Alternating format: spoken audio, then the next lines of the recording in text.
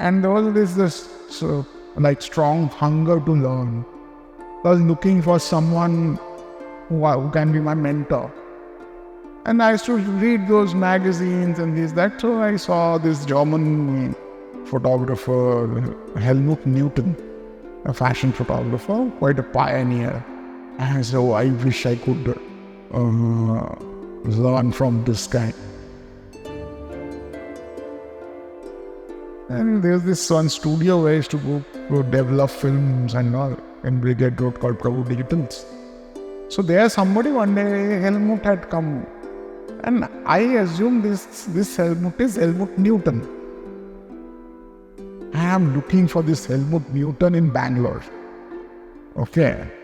One day on MG Road, the coffee house, India Coffee House was that time there.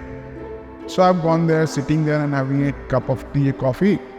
And I see this old man with students. And his face has got somewhat German, somewhat that resemblance, that what we call community genetics. Like all Bengalis will have round face. Similar, these Germans have that thing. Oh, I thought, in my imagination, this is Hellmuth Newton. I have to catch him. And I'm waiting. I'm shy also to directly talk to him because a lot of students are there. Then I'm waiting, and then suddenly I see he's going out. I also followed him. He went inside the toilet. I also went inside the toilet. He's peeing. I am also peeing. And I looked at him and I said, "Are you Hellmuth Newton?" And he looked at me like this. I says, "Yes, I'm Hellmuth, but not Newton. I'm Hellmuth Conz. Tell me, what can I do for you?" This is how the...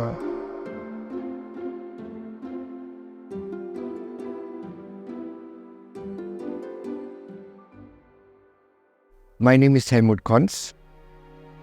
I'm born and grown up in Germany, in the south from Germany, near the Black Forest. Very famous for Black Forest cake. The people eat here Black Forest cake and have no clue where's the Black Forest. It is in Germany. I have my basic study in photography in a small town. And start off in the age with 14.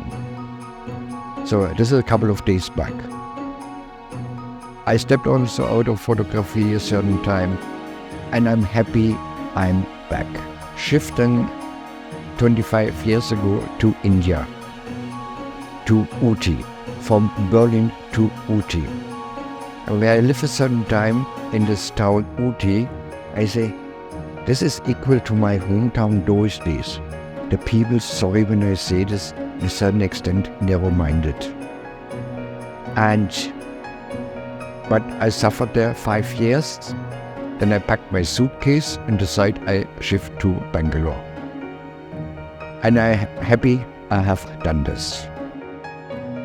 Mr. Conz has been living in Bangalore for the past 25 years. His young heart, however, is stuck in the age of analog photography.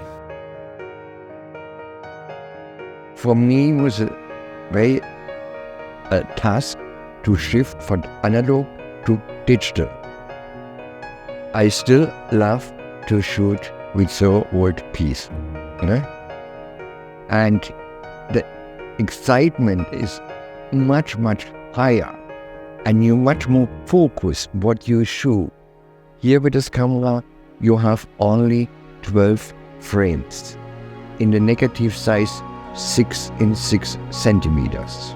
But back to analog photography, and especially for me, black and white, we see permanently color. And through black and white, you see only gray shapes. From white to black, so different shapes. And this makes interesting. There's no distraction from color. Sometimes it's in an image, a bright color. I say red. And I say this is, in a certain extent, too much. What is sometimes very good? So they come again to this, what is good, what is bad? Analog photography is no joke. In our day and age, it's hard to even imagine taking the time to find the right film, do settings manually, and be absolutely precise and mindful of what we plan to capture. This is just the first few steps of a much larger process. And to know more about this art, I was introduced to an art commune called Kanike Studio. So four of us, Hindu, Vivek, Aparna and me, four of us, we started this whole place called Kanike.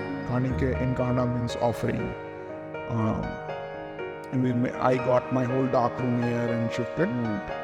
And then the way we do our personal work, personal artworks, whatever, same way also we do something collectively as well. And we use this space also as a community art space where other people who are not part of the studio or the collective directly, like Hellmuth, who can come and use our facility and do develop their project or pursue a small workshop, whatever.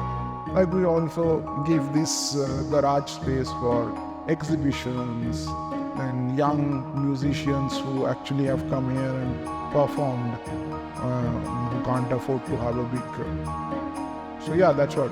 So you use this space as both like personal studio as well as a community art space. This might sound or seem unnecessary and daunting, or maybe it really is, but the experience is surreal. Once you experience, you'll know why there are a bunch of people who are obsessed with analog photography. To them, it's not just a process, it's a journey, and the journey is addictive.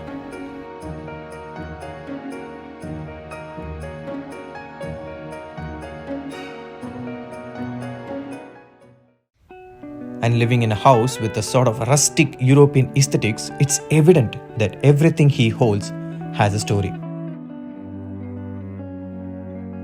And I was not wrong here. He has been in India for only 25 years and he is from Berlin, so I had to ask him. That's a piece from the Berlin Wall. I was there with hammer and scissor and tick, tick, tick, tick, tick, tick, tick, tick. Some pieces, they are broken, some are disappeared through shifting and but this is still left over. And yeah. On a random Wednesday afternoon, I met a very young German man who was keeping the process of analog photography alive, teaching analog photography and being a kind of icon of sorts for the renaissance of film photography in this ever-growing city. Who would have thought on a random weekday I'd be holding an actual piece of the Berlin Wall in my hand? Bengaluru is always full of surprises.